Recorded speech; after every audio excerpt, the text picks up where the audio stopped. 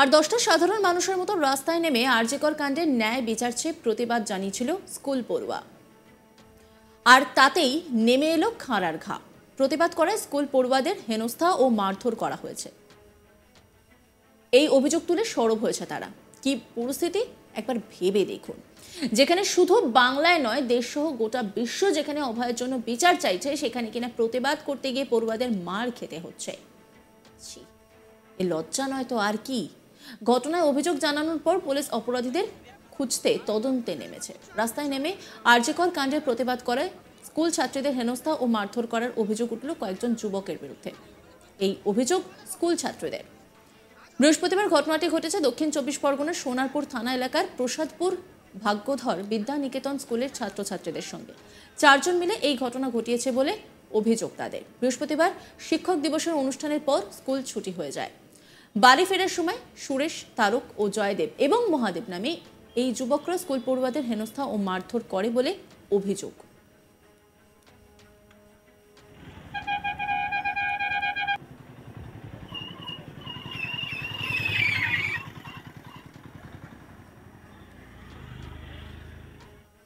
পড়ুয়ারা কি বলছেন শোনাবো আপনাদের।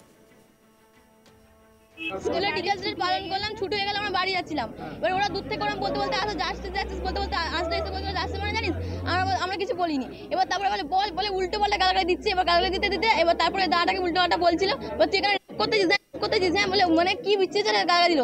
এবার দাদাটাকে মারলো, দাদাটাকে মেরে দাদাটা সাইকেলে চলে গেল। আবার আমাদের 3 জনকে মারলো, মেলে আমাকে পুকুরে ফেলে দিল, মানে ফেলে দেওয়ার মতো এমন ভাবে মারছিল, গায়ে জোরে মারছিল, উল্টো পাল্টা গালাগালি দিচ্ছিল। এবার তারপরে আমরা একটা কাকিমার পিছনে গেল, কাকিমাটা বলছি ওরা স্কুল আছে তোমরা মারছে কেন ওকে, হ্যাঁ বলছে তুই কি জানিস, বলে ওকে তুই তুকারি করে কাকিমাটাকে তুই তুকারি করে উল্টো পাল্টা গালাগালি দিয়ে কাকিটাকেও মারছিল। কাকিটা বল তুই আসতে মানে জানিস, হ্যাঁ তুই বল বলে তারপরে মারামারি করলো। এবার তারপরে না চিনি না, মানে নাম জানি, একজনের নাম সুরেশ, একজনের নাম তারক, একজনের নাম জয়দেব আর মহাদেব। জানি না কি করে, আমরা জানি না, আমরা তো মানে চিনি না, আমরা আসছিলাম আর ওরকম মারামারি করতে করতে আসছিল। আর ওই মানে যাচ্ছিস মানে বলতে বলতে আসছিল। আমরা চলে আসছিলাম বলে মানে পার্টি করে নাকি শুনলাম যেটা।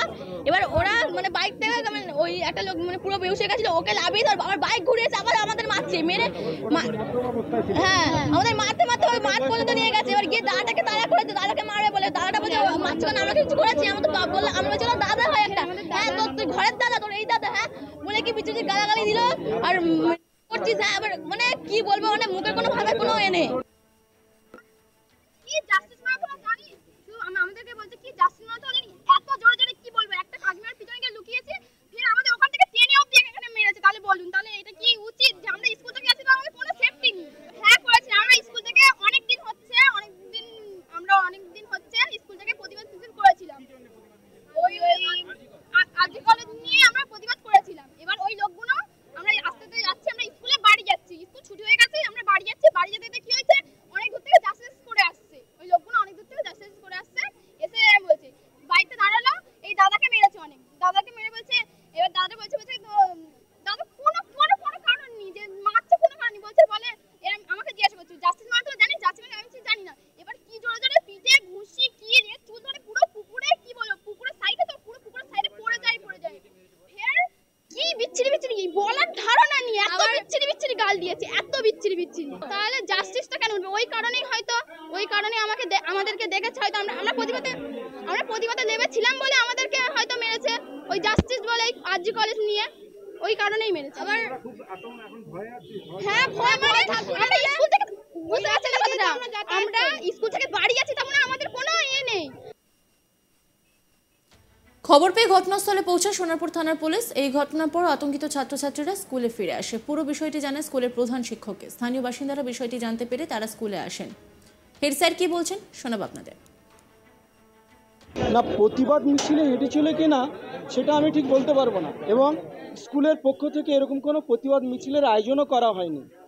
আজ আমাদের শিক্ষক দিবস ছিল, ছেলেমেয়েরা অনুষ্ঠানে অংশগ্রহণ করেছিল, ওরাই অনুষ্ঠানে অংশগ্রহণ করে, ওরাই পরিচালনা করে, এবং আমাদের 3টের মধ্যে অনুষ্ঠান শেষ হয়ে যায়। মিড ডে মিল এবং টিফিন খেয়ে ওরা বাড়ি চলে যাচ্ছিল।